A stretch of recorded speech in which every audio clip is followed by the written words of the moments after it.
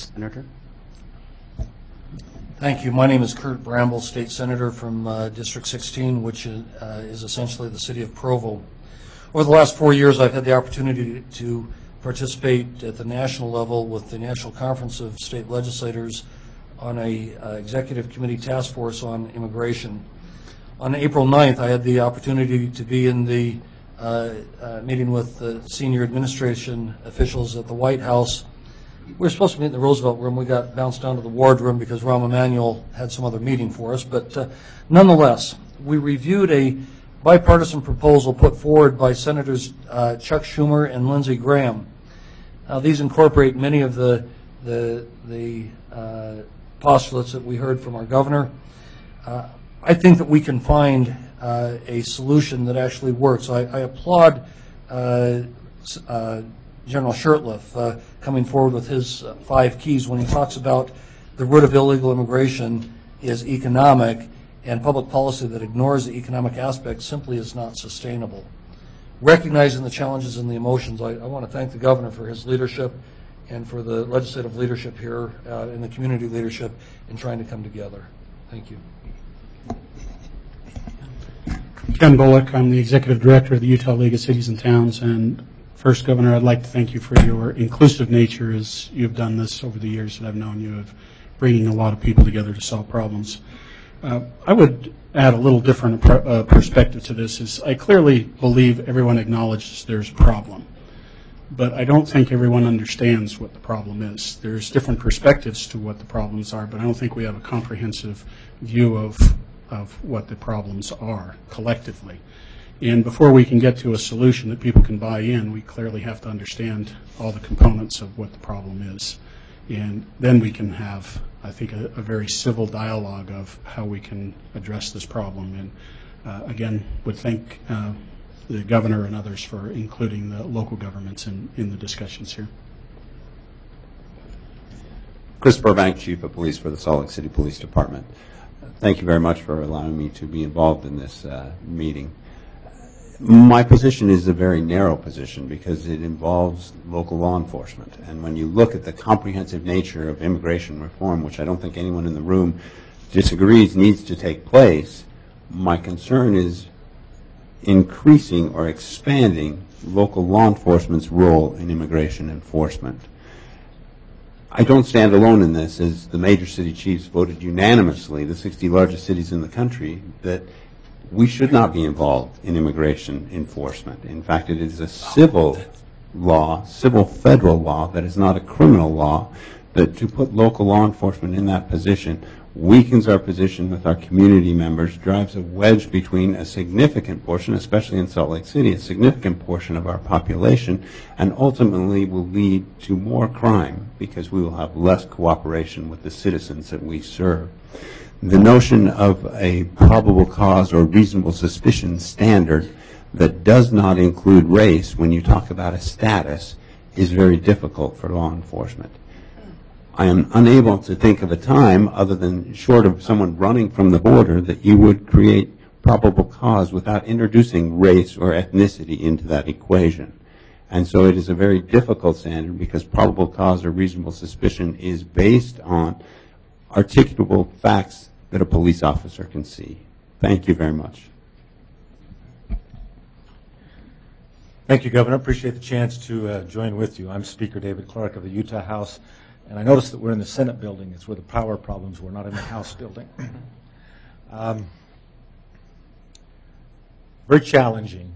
I very much appreciate the attitude of the governor and the civility that this particular forum brings to us. There are some at this table that have called the House xenophobic. And I think that kind of rhetoric is not the part that builds the kind of constructive statesman-like solutions that the state of Utah needs. Unfortunately, the federal government has failed to act, so it's been left to the states to try and address this crisis. Congress is now considering taking up comprehensive immigration reform, but states are already leading the way. In 2008, 44 states introduced over 1,000 bills with nearly 100 laws and resolutions passed. In 2009, all 50 states introduced again over 1,000, with more than half the states passing again another about 100 laws and resolutions. In 2010, Every single state introduced well over 1,000 comprehensive bills in those state houses, with 333 laws passed. In Utah, in 2008, sweeping immigration omnibus bill instituted new mandates regarding legal status and verification of public employees. 2009, crime fighting task force. 2010, passage of mandate on private employers to screen new employees. The state of Utah is one of those states that is stepping forward. I understand the rule of law and the value of hope. In my personal family, my parents have sponsored 3, what I call my Chinese sisters, with bonds and performance.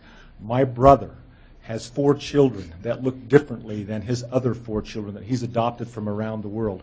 The value of hope in these children is important. But without the rule of law, hope does lose its luster. In absence of the federal situation of this crisis, the state must employ both the rule of law and the sense of humanity in trying to address this issue, and I think the legislature, and this is part of that process, that will.